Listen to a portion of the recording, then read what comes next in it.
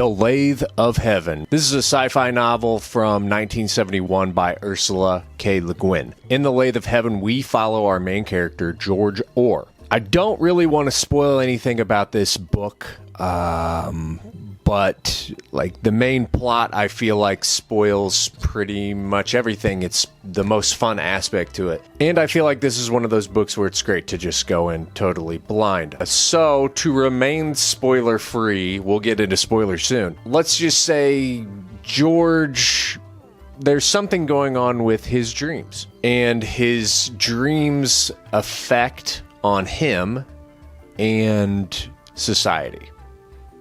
I think that's pretty good. He meets a sleep specialist, one of our other characters named William Haber, who attempts to help him with his dreams. And I kind of just want to leave it at that.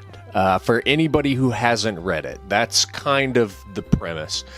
There's a lot more to it, but one of the fun things about this book is how the plot really unfolds right before you. And I really do feel like knowing nothing, like I did, helped me enjoy this book that much more. So based on that very, very brief summary with very little information, all I can say about it is I really, really, really liked it. It has all the elements of sci-fi that I love. High strangeness, reality-bending surrealist elements, and really memorable characters with really good arcs. There's a lot of great character growth throughout this book. I think the writing was excellent. It flowed super well. It doesn't overstay its welcome. And really, probably my only complaint with it was that there were just a couple of times where I felt like it was getting too deep on the technical or philosophical sides. But those things are pretty minor, and overall I just enjoyed the hell out of it. I thought that this was a really good book. If you want to see what my final rating is or my recommendation, go ahead and skip ahead to the end. I'm about to get into spoiler territory, so if you don't want to be spoiled, go on and get out of here now. I said get. Okay, now I feel like I can relax. So, if you have read Lathe of Heaven or you just don't really care about spoilers, this book has everything to do with George Orr, his dreams. Whenever he dreams, they affect reality. So he goes to sleep and the world is one way. He dreams about something, and when he wakes up, the world around him could be wildly different than what it was before. This has a lot of impact and ramifications on his own mental health, but also just such a crazy concept. The wildest part is that he has no control over what it is. He could dream about a really nice thing, and that could affect things in a positive way. He could have a nightmare, and that could end up having horrific effects on the world around him. And this just plays into, his mental state and his mental health of not wanting to fall asleep or trying to find ways in which he won't dream. And this is what leads him to Haber and Haber's sleep specialist help, which Haber, upon finding out that George's dreams affect reality, tries to take control of this and use it to his own advantage, which creates a lot more bigger, crazier problems than what were already happening. And it all ends in this really crazy finale that's just, this book is nuts. It's really crazy and wild and such a cool idea. I really loved everything about it, honestly. But let's talk about some of the things that stuck out to me when it comes to the writing.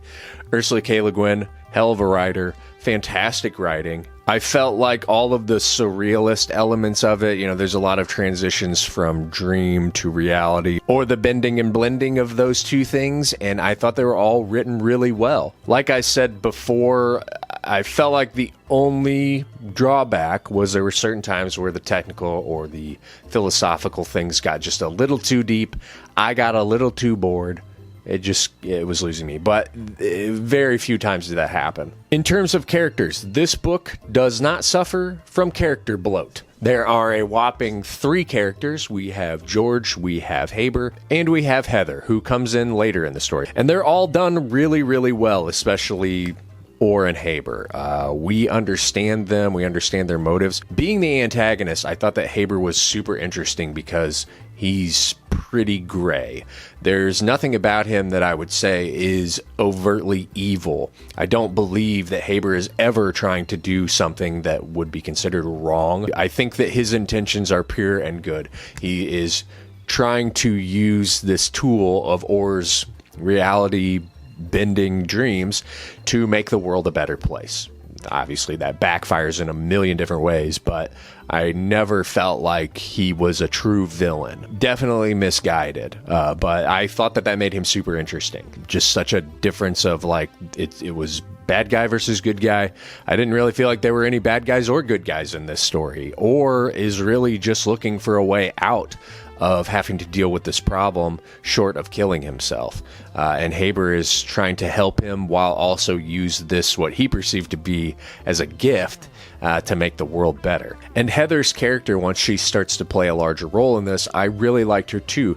She was more of an outsider and has less information than the other two and even us, and she offers an interesting perspective. And then there's also kind of this romantic relationship between her and Orr. I liked her character and the way that she, kind of seamlessly comes into the fold on everything. And then there's all of the other outside stuff, characters, if you will, things that get introduced into reality and how it shifts and changes and how people change. The aliens specifically that show up, I loved these things. They're kind of turtle-y, I guess. They go to the Turtle Club. And their weird spaceships and just the way that they integrate into society after all of these things happen. I love the turtle aliens. I thought they were great. In terms of the story itself, just great.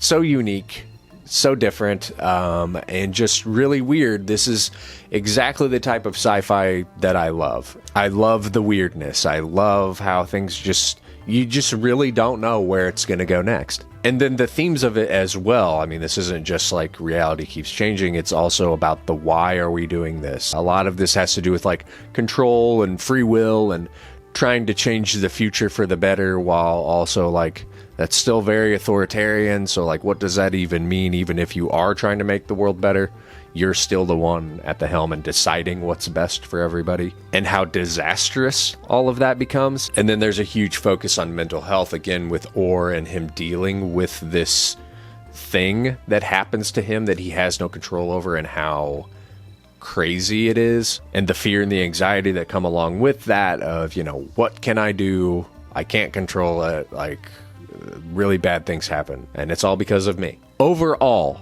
I gave The Lathe of Heaven a 4.5 out of 5. I think it was just those couple of times where the book started losing me that gives it that half point. But other than that, I think that this is incredible. I really, really loved it. Just really memorable from start to finish. Super unique story.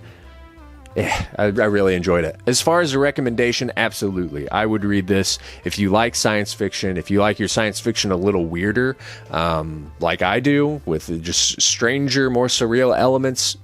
Absolutely read this. If you're not super into sci-fi, I don't know. I mean, this is a little weirder. It doesn't get too crazy or technical, but it does have a lot of the typical tropes and cliches that you would find. But it's definitely different. It's not all spaceships and robots. It's more about reality and bending reality and just weird stuff. But what do you think? Have you read The Lathe of Heaven? Did you like it as much as I did? Do you hate it? Let me know in the comments below. I'd love to hear your thoughts and opinions on it. If you are on Goodreads or Fable, you can follow me on both. Be sure to like this video, subscribe to my channel for more, and thanks for watching. Bye.